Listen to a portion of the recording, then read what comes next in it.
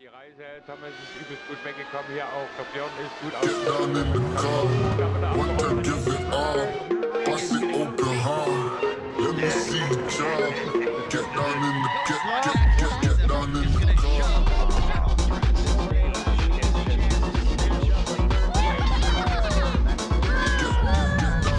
Silvernagle came in and Nice is now in the car.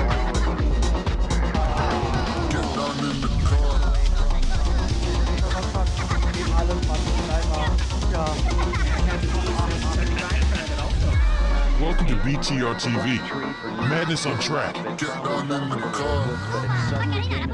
Luxury Race Crew took home the third spot with Dayton Horse 2 laps down. Then CMS Racing recruit.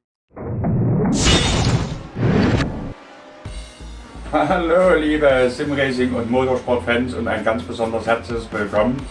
Sonntag 18:30 Uhr, die vorletzte Saisonstation der Sunday Grand Prix Serie steht auf dem Programm. Und heute sind wir in Amerika zu Gast, in Laguna Seca, Lotus 79 und die berühmte Corkscrew Corner. Und fast alle unsere Jungs sind wieder mit am Start. Da bin ich mal gespannt. Wünsche ich euch allen mal ganz, ganz viel Spaß.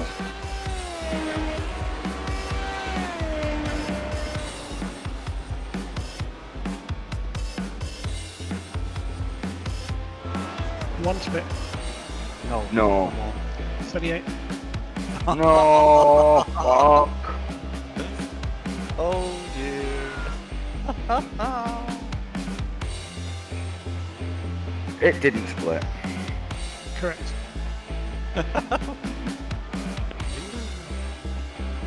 One split, yes. Someone must have backed out right near the end.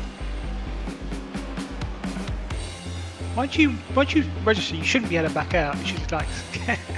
Helmut is not here. I think What? he was the one who who decided not to Ah, Helmut. We'll have to tell him off. join. Yeah. Where is he? Is he on Discord? I'm gonna find him. I'll track him down. Hannah Simmons. I'm gonna back out, I don't care. Ja, liebe Zuschauer, da haben wir heute also wieder einen randvollen Okay. Grid mit 38 Fahrern. Adam Glatzka is here. Byron. No, I'm gone. You're really? Yeah. Can't be bothered. Are you not well, Byron? God, I had a heavy night last night. Ach schade, Byron ist die Sache hier zu gefährlich und er startet heute nicht. But no sympathy then. Yeah, but like I say, I'm not a big fan of the track anyway. No, not mine. I need to try and beat 92 points though. It's gonna be tough. With full. Von den 38 Fahrern im Grid sind 15 Pros und 23 Amateure. 26 Runden haben wir heute auf der Uhr stehen. Wie immer kein Boxenstopp, We're gonna try it. 38 wide at the corkscrew. C-Lizenz, kein Fast Repair. 37. Oh, yeah, Diego's gone. 37. Oh, 36 then. Oh, Andrew Lowey's gone. 35. Und die Stärke des Feldes beträgt 2673. Das ist doch mal ordentlich. Normalerweise ist unser Björn in der Meisterschaft nicht mehr einzuholen und wenn er heute hier ein super Ergebnis hinlegt, dann hat er den Titel zementiert. Gonna lose my rating, Byron. Right. Hat ja bis hierhin eine mehr als beeindruckende Saison hingelegt. Well, I wish I could race for you, but I can't hold two steering wheels at once. I just think I've been feeling a little burnt out this week. Save your batteries for next week. Suzuka Yeah. next week. Und die Qualifying Session ist ja auch schon in vollem Gange. I qualify with 11 meters or so. Yeah, I normally do. Jim normally says there's enough for 5 laps. Ah, okay. Und unser Björn ist auch heute wieder so schnell, Oh, stream. dass ich ihm hier in dem Profifeld einen Top 5 Platz zutraue. Zumindest ein Top 10 Platz ist allemal drin. Und auch unser Tommy ist jetzt rausgegangen auf die Strecke. Bin ich mal gespannt, was er heute hier so bringen kann. Für den Tommy geht es diese Saison ja nur um gute Einzelergebnisse. Ganz anders Adam Glatzka. Unser Adam liegt aktuell sehr gut in der Meisterschaft platziert in den Top 10 und das gilt es bis zum Saisonende zu verteidigen. Und da kommen auch schon die ersten Zeiten rein, wenig überraschend. Pauli Kalevi-Partan in Front vor Marco Sanfilippo, Björn aktuell auf P3, Barry West P4 und John Olsen auf dem 5. Platz. Und da haben die meisten auch schon ihre zweite Runde beendet. Tommy kommt jetzt zum zweiten Mal Richtung Zielstrich. P22, ganz vorn, Pauli Kalevi-Partan vor Marco Sanfilippo. Jake David Spiggott auf 3 und unser Björn aktuell auf 4 platziert. Auf 5 haben wir dann Lucas Lodato. Und Ben hat die Quali ein kleines bisschen versemmelt. Björn ist on P4. Liegt ja auf P26. Ich glaube, das ist heute nicht sein Dreck hier. Oh, und die Corkscrew wird ihm hier zum Verhängnis. Zweite Runde hergeschenkt. Pushing too hard. Oh no. I'm on the same row as Clapper. Oh, battle for the championship. Björn und Fritsch. Björn Ackermann on P5 right now. Und Jack David Spiggott hat es geschafft, im zweiten Run noch Pauli Kalevi-Partan von der Pole zu verdrängen. Ja. Holy Roly on P10. Adam Klatka, 20. Oh. I'm faster than Adam. Da haben wir also unseren Björn auf Startplatz 5, Tommy Startplatz 15 und Adam Startplatz 20. Relativ gute Ausgangsposition für unsere Jungs. Yeah.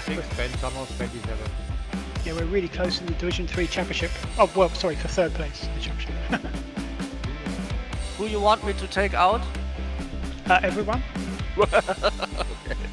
I will do my best. No. Although Miguel Moreland is right next to you, and apparently I'm battling him for the championship as well. But he's faster than me, but he just doesn't always finish races. Okay. Hint, hint, doesn't finish races. No, only kidding. So. Good luck. Good luck, Ben. Good luck, fellows. Thanks, Byron. Und damit hat das Critting zum 11. Saisonlauf der Saison auch schon begonnen. So, we have 26 laps. Und da hat sich das ganze Feld auch schon bereit gemacht. Der einzige, der hier noch fällt, ist Pauli Kalevi-Partan. Ihr wisst, Bayern startet heute aus Vorsicht lieber nicht. Und da haben wir Pauli auch schon im Grid stehen und dann müsste jetzt jeden Augenblick auch die Ampel erscheinen. 10, 9, 8, 7, 6, 5, 4, 3, 2, 1. Grüne Flagge und die wilde Jagd ist eröffnet und sofort schießt hier Pauli Kalevi-Partan in Front und auch Marco Sanfilippo scheint da an Jack David Spiggott vorbeigekommen zu sein, der ein bisschen schwächer aus den Startlöchern gekommen ist. Direkt dahinter unser Björn, wird schon angegriffen von Gernot Fritsche und auch Tommy ist hier top weggekommen. Pauli macht sich sofort auf und davon. Und dahinter jetzt auf 2 Jack David Spiggott, der an Marco Sanfilippo vorbeigekommen ist. Und Gernot geht hier auch direkt am Björn vorbei, der somit wieder auf P5 zurückfällt. Und Björn kämpft hier mit Lucas Lodato Seite an Seite, aber er setzt sich da zur Wehr, direkt hinten dran John Olsen, guckt sich das an und Björn kann sich da aber noch behaupten vor Lucas Lodato. Und auch unser Tommy kämpft sich hier nach vorn, geht jetzt an Brandon Lim vorbei und ist schon auf dem 14. Platz. Auch unser Ben hier relativ solide ins Rennen gestartet, genauso wie ein Stück weiter davor Adam Klatzka. Bisher hier keinerlei Un- oder Zwischenfälle, alle haben sich hier zusammengerissen. Janne Liemann P16, direkt hinter ihm Storm von Jaski und Adam P19, so wie es aussieht. Vor ihm Jason Krakowiak auf 18 und hinter ihm Keith Hörner auf 20.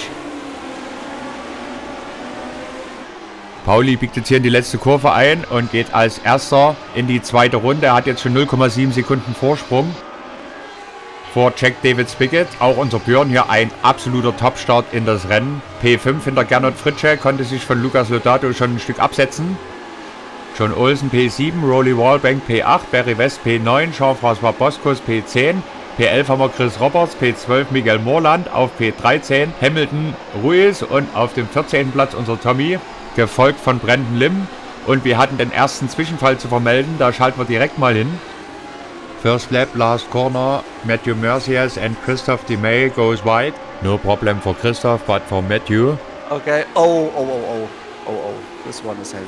Wow! Matthew Mercy, they came out of the last corner and then, I think he wanted to evade the guy in front and then he didn't listen to his spotter or he thought the guy is a little bit more on the left side. Ooh, that's 3 cars. 3 cars killed there, yes.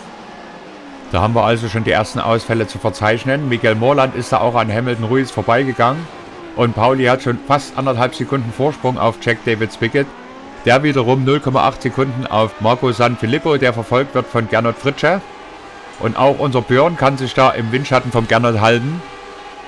In der F2-Wertung liegt Björn aktuell weit in Führung vor Rolly Wallbank, der auf P9 sich aktuell befindet. Und trotz der großen Anzahl an Fahrzeugen und dem extrem breiten Spektrum an I-Rating von ganz niedrig bis ganz hoch, hat es ja heute bis auf den Unfall vorhin auf der Start- und Zielgeraden noch keinerlei Zwischenfälle gegeben. Hamilton Ruiz kämpft hier mit Miguel Morland um die Position, die sich jetzt Hamilton Ruiz wieder zurückgeholt hat. Direkt hinten dran unser Tommy. Vor den Jungs Jean-François Boscos und Chris Roberts können sich schon leicht absetzen. Ein super Start heute für unseren Tommy in dieses top besetzte Rennen. Und jetzt geht er da auch zum Angriff über und geht hier locker an Miguel Morland vorbei. Tolles Überholmanöver. Damit Tommy jetzt auf P13. Und sofort kann er sich ein kleines Stück von Miguel absetzen. Janne Liemann, unser Flying Finn, der Gewinner des letzten Rennens in Motorsport im zweiten Split, kann heute die Pace ganz vorne nicht mitgehen. Nichtsdestotrotz liegt er hier auch top im Rennen. Allen voran aber unser Björn, der hier in diesem Profisplit auf P5 liegt und die Pace von Gernot und Marco Sanfilippo mitgehen kann da vorne. Wahnsinn. Ein Spiegelbild der gesamten Saison. Björn hat sich direkt im zweiten Rennen an die Spitze des Klassements gesetzt und hat es bis heute nicht mehr abgegeben. Inzwischen hat er so viel Vorsprung, dass ihm da absolut niemand mehr gefährlich werden kann. Er hat so viele Punkte gesammelt, dass er hier sogar in den Top 5 der Profi-Wertung gelandet wäre. Und während Björn hier vorne mit Gernot Fritzsche um die Position kämpft, hat man weiter hinten im Feld wieder einen kleinen Zwischenfall, den wir uns mal anschauen sollten. Da schalten wir direkt mal hin. Brandon Holden here with a damaged car here. Oh, he jumps over the sausage. I think the car is damaged from the incident. Brandon Holden mit leicht zerstörtem Auto fliegt über den Wurstkörb ab. Unser Ben quält sich hier hinten auf P28 rum. Er hat heute nicht ganz die Pace, um vorne mitzugehen und verliert jetzt wahrscheinlich auch den Platz an seinen Gegner. Hier haben wir Christoph Di Meima im Bild, vor ihm Mauro Micheletti. Dann haben wir Manning Grinham, Keith Hörner und Jason Krakowiak. Die Jungs kämpfen hier im Mittelfeld um die Position 20 bis 24. Und da greift Jason Krakowiak Keith Hörner an. Anfahrt Corkscrew, sauberes Überholmanöver. Direkt vor ihm Daniel Gales, P19. Direkt hinter Keith Manning Grinham wartet er auch auf seine Chance. Ein schöner D-Zug kämpft hier um die Position. Jetzt gibt es einen Angriff. Mauro Micheletti versucht da innen an Manning Grinham vorbeizugehen und auch Christoph Di Meima dahinter auf seine Chance. Jetzt ist Manning da ein kleines Stückchen weit rausgekommen und das hat Christoph ausgenutzt und ist da sofort durchgeschlüpft. Nach hinten zur Kurt Klapper ist schon eine beträchtliche Lücke. Und auch unser Tommy hier vorne auf P13 kann sich vor Miguel Morland, Brendan Lim und Janne Liemann behaupten. Und auch Storm Jaski ist da gar nicht weit weg. Hier Adam, P18 inzwischen.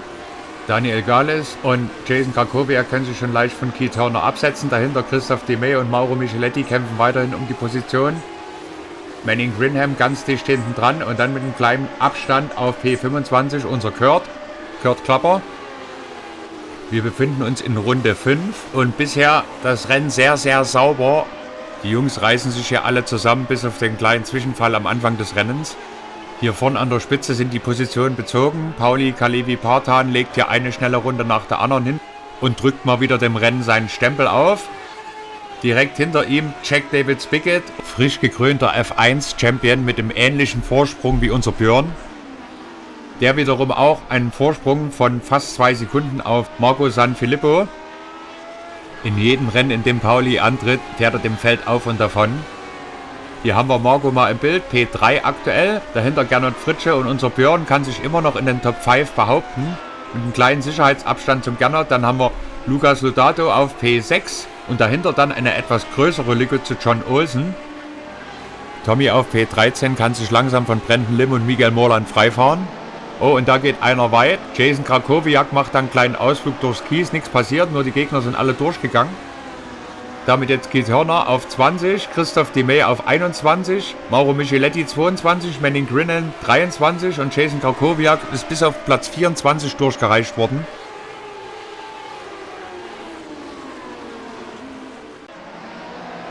Hier vorne die Positionen 9, 10, 11 und 12 ganz dicht beisammen, angeführt von Rolly Wallbank.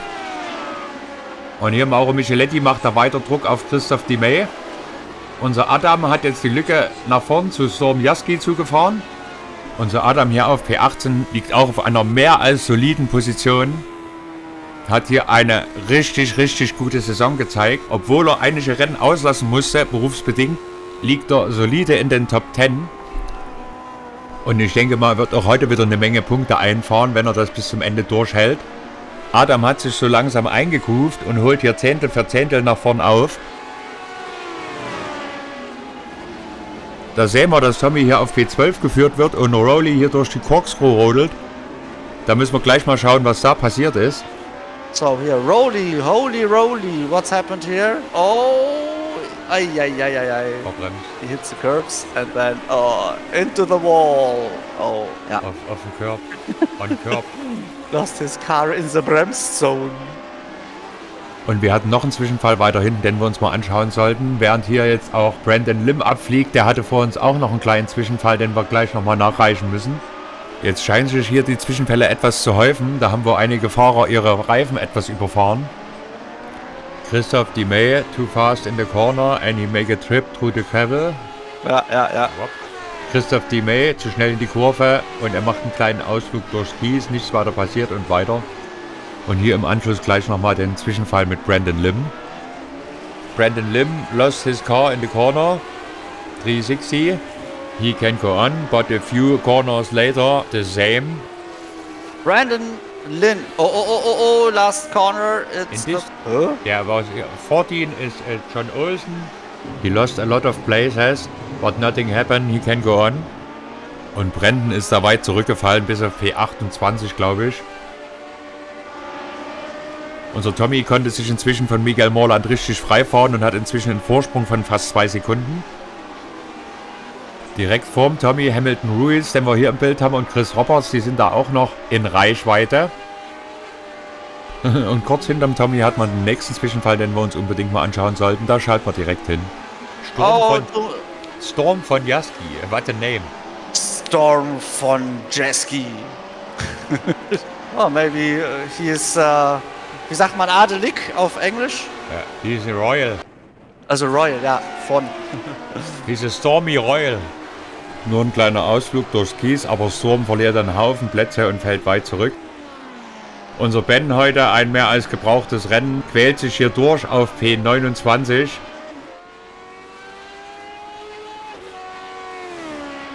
Ganz anders, unser Adam ist inzwischen in den Top 15 angekommen. In diesen Top besetzten und mit fast 40 Fahrzeugen auch sehr, sehr vollem Grid in den Top 15 zu fahren, das ist schon super. Nach hinten zu Daniel Gales hat er einen Abstand von fast 1 Sekunde. Rowley hier inzwischen auf P18. Hinter ihm Mauro Micheletti konnte an Christoph Di May wieder vorbeigehen. Und auch Manning Grinnen ist da noch in Reichweite. Die 3 Jungs kämpfen schon seit Beginn des Rennens um die Position. Ende Start- und Zielgerade. Anfahrt Andretti Hairpin und Christoph Di May geht da wieder an Mauro Micheletti vorbei auf P19. Tolles Überholmanöver, ganz sauber vorgetragen. Und den Jungs Mauro Micheletti kommt da ein kleines bisschen quer um die Kurve und hier Manning Grinham. Hinter ihm Storm von Jaski bis auf P22 zurückgefallen. Dann haben wir Jason Krakowiak P23, Kurt Klapper P24, Gerard Boldu auf P25 und Brandon Lim hat sich inzwischen wieder auf P26 vorgekämpft. Unser Björn hier weiterhin in den Top 5, ein sensationelles Rennen. Allerdings muss er jetzt nach vorne zu Gernot Fritzsche langsam abreißen lassen. Er hat aber inzwischen auch nach hinten ein dickes Sicherheitspolster von über 3,5 Sekunden zu Lucas Lodato auf P6.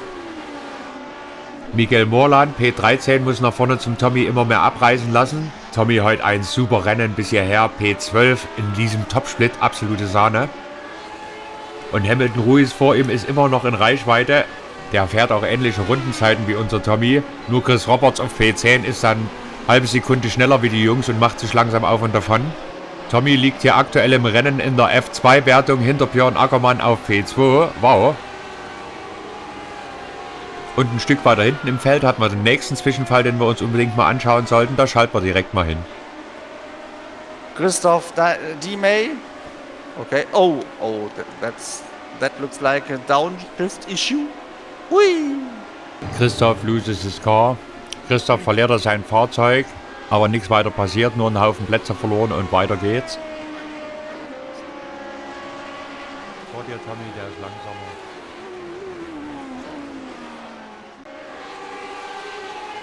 Unser Kurt hat sich inzwischen bis auf P21 nach vorne gekämpft.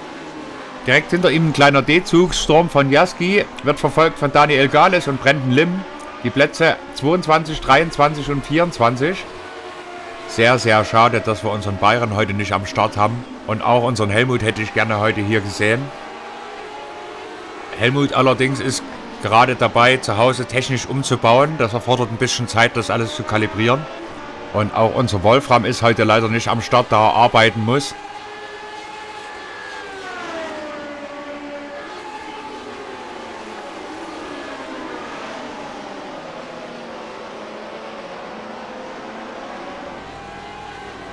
Vorm Kurt auf P20 Jason Krakowiak, 1,3 Sekunden Vorsprung, aber auch über 3 Sekunden Rückstand zu Manning Grinham auf P19.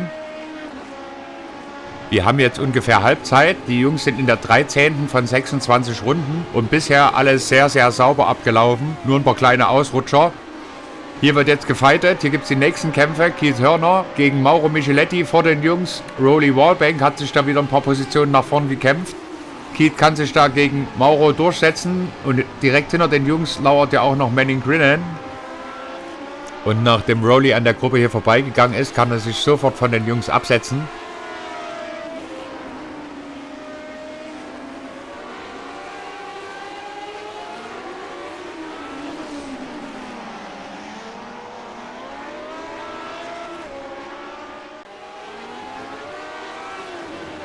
Janne Liemann hat sich inzwischen an Miguel Morland vorbeigekämpft und liegt somit auf P13. Die Jungs hier haben einen Vorsprung von knapp 5 Sekunden auf Adam Klatzka, aber auch einen Rückstand von fast 5 Sekunden auf unseren Tommy. Tommy ist hier ohne viel Übung in das Rennen reingesprungen, dafür zeigt er heute mal wieder eine mehr als solide Leistung. Wahnsinn. Unser Leader hier vorne, Pauli Kalevi-Partan, hat inzwischen fast 3 Sekunden Vorsprung auf Jack David Pickett und Marco Sanfilippo, auf 4 weiterhin Gernot Fritsche und auf 5 Björn Ackermann. Die Top 5 haben inzwischen 6 Sekunden Abstand zu Lukas Lodato, der einsam und verlassen auf P6 fährt.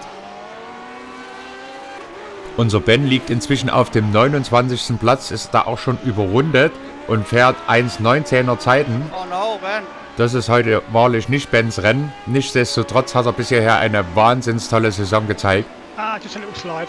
Und trotzdem versucht Ben das Rennen hier sauber zu beenden. Eine sehr schöne Einstellung. Weiter hinten im Feld gab es vor uns noch einen kleinen Zwischenfall. Den reichen wir jetzt mal nach. Oh, Storm again. Oh. Too stormy in the corner. Yeah. It's difficult on first out of this corner. The car is very. I think there is a lot of sand on road. Ja. Oh, und jetzt hat es hier vorne gekracht. Jean-François Boskus und Barry West haben sich da gegenseitig aus dem Weg geräumt. Tommy direkt hinten dran kann da aber nicht profitieren, oder? Geht jetzt hier vorläufig an Jean-François Boskus vorbei. Der kontert aber. Der will da seinen Platz nicht freiwillig hergeben. Und Tommy muss sich da auch nochmal hinten anstellen, so wie es aussieht. Ein schöner Zweikampf hier. Schauen wir uns direkt den Unfall noch einmal an. Ah ja, okay, that's Barry West and Jean-François Boskus. And this one looks a bit like a little dive bomb. A little dive bombing. Yeah, a little dive bomb on this. Yeah, and then they came together and Barry West almost flips his car on this one. Ay. Barry kann sich da vorne sofort absetzen, aber Tommy kommt an Jean-François einfach nicht vorbei. Und so wie es aussieht, sind die 2 Streithähne vor ihm auch glimpflich davongekommen und nicht beschädigt worden. Allerdings haben sie ein paar Plätze verloren und Jean-François ist da sogar aus den Top 10 rausgefallen und wird jetzt vom Tommy bedrängt. Die Jungs gehen jetzt in die 17. von 26 Runden, das heißt, dass wir noch 9 Runden auf der Uhr stehen haben. Oh, Janne Liemann auf P13 hatte da scheinbar einen Slowdown und muss jetzt Miguel Morland vorbeilassen. Die Jungs, die direkt hinterm Tommy liegen. Das spielt natürlich unserem Tommy in die Hände, der sich dadurch weiter absetzen kann. Damit haben wir jetzt Miguel Morland P13, Janne Liemann P14 und weiterhin unser Adam hier auf dem 15. Platz, knapp 4 Sekunden hinter den Jungs. Ein sehr, sehr solides und sauberes Rennen heute von unserem Adam. Er hat knapp 4,5 Sekunden Vorsprung auf Roly Wallbank, der hinter ihm liegt. Pauli hier vorne auf P1 dominiert mal wieder das Rennen. Und weiter hinten im Feld gab es einen kleinen Zwischenfall, den wir uns mal anschauen sollten. Den gucken wir uns jetzt direkt mal an. Oh dear, that looks like we have here Andreas Mikkelsen. Yeah, and behind him Brandon Lim. Oh, But well, normally Andreas in the races he is careful. yeah, the problem on this one is that he stays on the racing line with Yes. slow speed and boom. And also here Mr. Christoph team I was most guys say slow cars on racing line and fast cars must overtake. Und es gab noch mehr Zwischenfälle, die wir uns unbedingt mal anschauen sollten. Die schauen wir uns direkt jetzt mal an. Storm van Jaski. Oh. A stormy race. A very stormy race.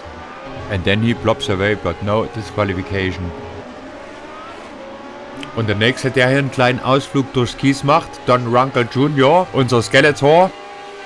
Ein bisschen zu schnell in die letzte Kurve, brettert da durchs Kies, aber nichts weiter passiert, kann weiterfahren, hat hier auch niemanden in Gefahr gebracht. Und wir hatten noch einen Zwischenfall, den wir uns mal anschauen sollten. Auch den reichen wir jetzt nach. Manning Grin an. Okay, also spin out. Ja. Thank you, man. Ui. But he's lucky, no crash and he can continue. Manning Grinham schmeißt sein Fahrzeug auch kurz hier in die Botanik. Er hat Glück, keinen Einschlag und er kann weiterfahren.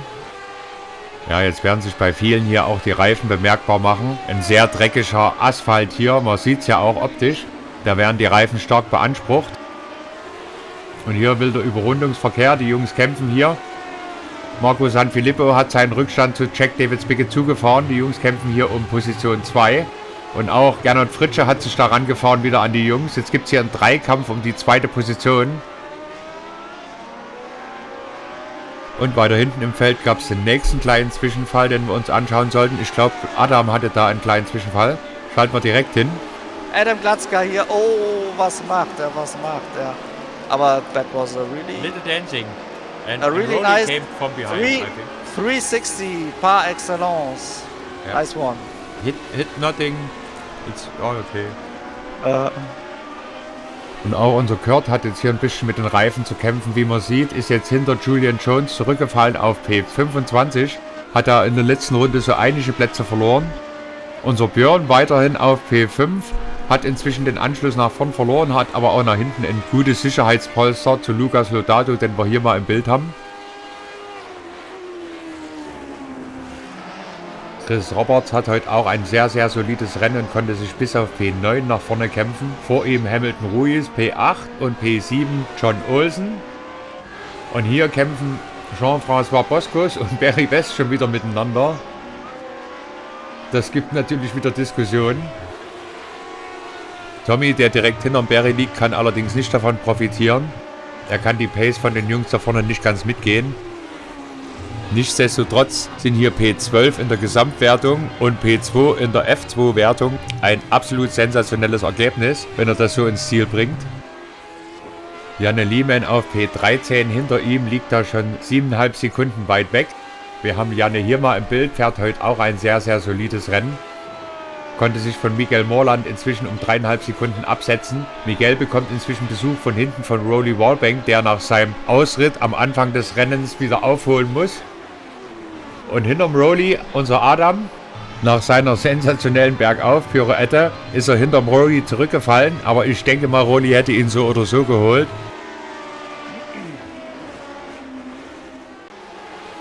Runde 21 und Anfahrt Andretti Herpin versucht da Roly den nächsten Angriff, muss aber wieder zurückstecken. Oh, und unser Adam hier ein bisschen schnell in die Kurve reingebraust. Das Auto verloren, nichts weiter passiert, kann hier weiterfahren. Keith Hörner und Mauro Micheletti schlüpfen da durch und Adam fällt bis auf P18 zurück. Das schauen wir uns jetzt gleich nochmal an. Oh, Adam, what's happened here? Oh, no, another. Ay. But when he spooned carefully. Yeah, you're right. Das alles interessiert Pauli Kalevi-Partan, unseren Leader, hier wenig. In seinem Windschatten hat Christoph Demey gleich mal einen Platz an Jason Krakowiak gut gemacht. Ein tolles Manöver von Christopher. Damit Jason Krakowiak auf P20 zurückgefallen. Da hat unser Leader also schon die Hälfte des Feldes hier überrundet. Irre. Pauli Kalevi-Partan, ein Alien vom Planeten Finnland. Jack David Spickett und Marco Sanfilippo sowie Gernot Fritsche immer noch relativ nah beieinander. Wobei die Jungs hier schon am Anfang ihre Position bezogen haben. Unser Björn hier auf einem sensationellen 5. Platz mitten unter den Profis. Hat inzwischen fast 8 Sekunden Rückstand auf Gernot. Hat aber auch nach hinten absolut nichts zu befürchten. Unser Einhorn hat mal wieder den Turbo gezündet und fliegt hier um den Kurs. Da kann man einfach nur staunen. Er lässt hier sogar solche Lotus-Spezialisten wie John Olsen hinter sich.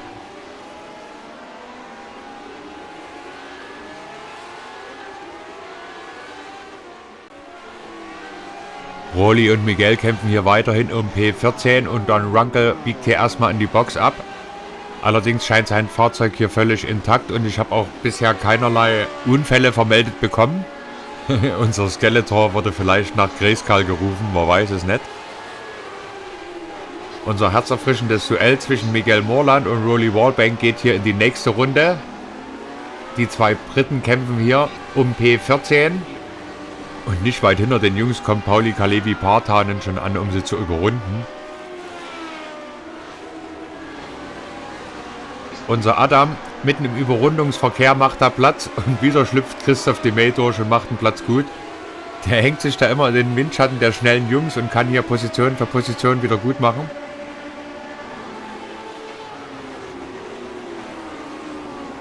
Dadurch ist Adam jetzt auf P19 zurückgerutscht. Trotzdem ist das immer noch ein Top-Ergebnis. Hier haben wir Christoph mal im Bild direkt im Windschatten von Jack David Spickett. Hat ja auch eigentlich eine solide Pace drauf und versucht jetzt hier dieselbe Taktik wieder bei Mauro Micheletti anzuwenden. Der hat den Braten aber gerochen und hat die Türe zugeschmissen. Richtig geiles Racing hier in der Endphase des Rennens. Wir befinden uns in Runde 23 von 26. Und wie gesagt, die Jungs sind ja hier auch schon überrundet. Das heißt, wir befinden uns in Runde 24 und die Spitze geht jetzt in Runde 25. Marco Sanfilippo wird ein bisschen aufgehalten und muss sich ja auch noch gegen Gernot Fritsche verteidigen, der hier gerne noch aufs Podest mit möchte. Da wird hier an allen Ecken und Enden überall noch gefeitet und wir haben heute trotz des riesigen Starterfeldes wenig Ausfälle zu verzeichnen, was ich sehr, sehr schön empfinde. Oh, jetzt muss hier Christoph Demey aber abreißen lassen. Allerdings muss Mauro Micheletti jetzt auch Platz machen für die Spitzengruppe hier.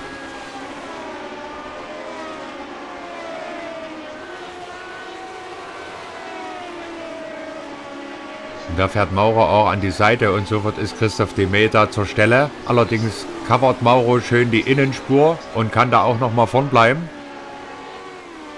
Allerdings gibt es jetzt hier in den letzten Runden nochmal einen richtig schönen Zweikampf.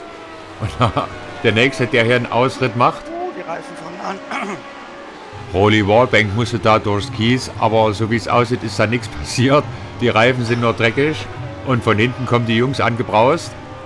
Er hat da auch in der Corkscrew gerade etwas abgekürzt und wird da sicher einen Slowdown haben, den er irgendwie geschickt hier absitzen muss. Gernot setzt jetzt hier Marco Sanfilippo richtig unter Druck. Während Pauli Kalevi-Partan jetzt die Final Lap eröffnet hat. Ungefähr 2,5 Sekunden Vorsprung auf Jack David Spickett. Ich glaube, Pauli Vorletzte für mich. Hier 25 von 26. Kontrolliert hier am Ende das Rennen einfach nur. Was für eine dominante Vorstellung. Richtig mal einer vorne. Aber auch ein Mega-Rennen von Jack David Spickett, der heute damit den Sack zumacht und somit zum neuen Champion gekrönt wird. Einen ganz, ganz, ganz herzlichen Glückwunsch an der Stelle schon mal. Und ungesehen von unseren Kameras hat jetzt Christoph Demey geschafft und ist an Mauro Micheletti vorbeigegangen und greift jetzt sogar Keith Hörner an, der sich hier in der letzten Runde nochmal verteidigen muss.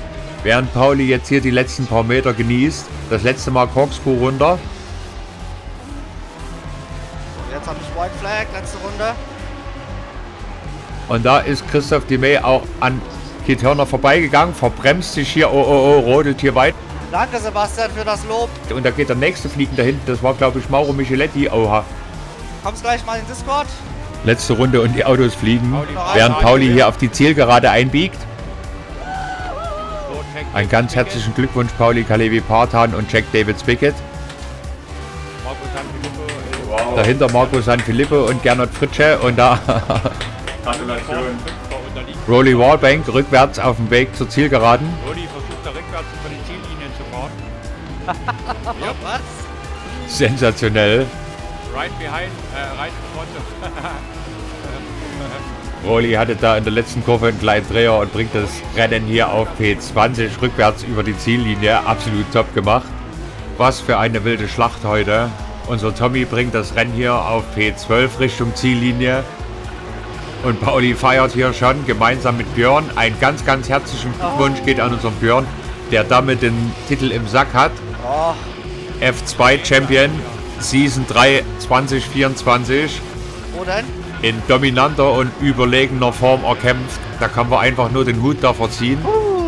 12. Platz. Unser Adam bringt sein Auto auf P16 über die Ziellinie. Also 12. Platz im Auch ein Top-Ergebnis. Top-Split. Trotz des riesigen Splits und der großen Unterschiede beim I-Rating war das heute ein absolut sensationelles Rennen, Anderthalb Wochen nicht gefahren bin. würde ich mal sagen. Good job, P12. Good job. Thank you, Ben. I'm a bit frustrated, to be honest. Really? For lap 1, right at the start, I clipped a load of cones on the left-hand side. I thought I'd just drive straight through them. Ben hatte heute mal ein Rennen zum Vergessen. 2.5 seconds, 3 seconds off the pace there. Halb so wild. Barry and Jean-Francois had another coming together at the line. Es gibt ja in der Saison 4 Streichergebnisse. I was doing 19s instead of 16s. Tommy, du bist der Letzte der Führungsrunde. Last in the Juhu! lead. Und hier haben wir jetzt auch mal den aktuellen Stand der Pro-Wertung eingeblendet. Jack David Spickett mit 110 Punkten Vorsprung vor Gernot Fritsche. Ja. Das ist nicht mehr aufzuholen. Ja, also ich habe alles gegeben, mein Freund. Mehr war nicht drin. I see. You given everything. Unser Tommy kann heute auch mit seiner Leistung absolut zufrieden sein. Super gemacht. Aber ich habe tatsächlich eine 13,9 geschafft irgendwann mal, ja. Top, absolut top Zeit. Top Zeit. Björn 12,8. 12,8. Oh. Adam Yeah, ganz klar I think before the race start, Björn put over his superhero speed. he's the fast unicorn, and he changes himself to a superhero right before the race. Und damit hat auch Björn den Sack zugemacht. Freuen wir uns alle aufs Finale nächste Woche. Ja, ich denke, I think with this race, Björn also. Björn is champion. Rolly crashed and is a lap behind. Björn was champion before this race. It's impossible that Rolly win 2 races and Björn crashed 2 times. Okay. So Rolly must win the last two races in first split. You know? Huh? Hallo? Wer ist da raus? Ben just dropped out. Ah. Oh. Okay, guys. It was a awesome race. Ja. Say a goodbye to our viewers. Hope you are all here next time. So I would say until next week. Goodbye. Tschüss. Bye bye. Bye bye.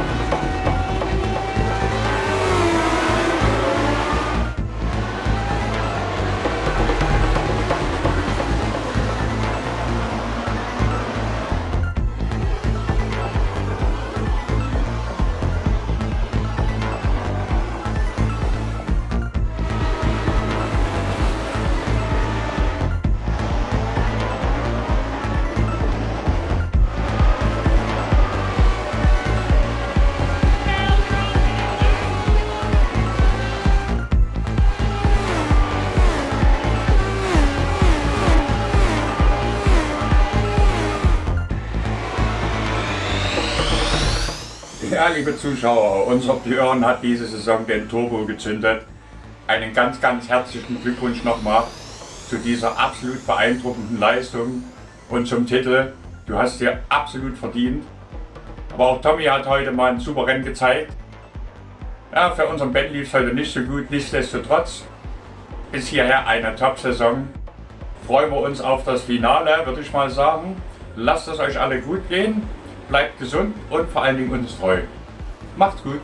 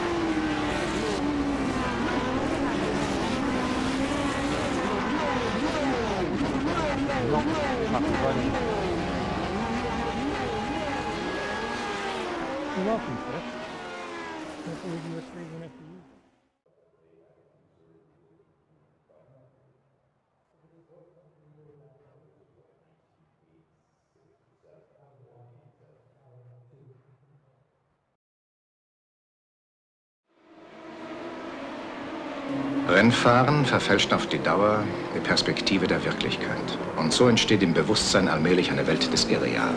Die Fakten des Lebens bekommen eine ganz andere Bedeutung.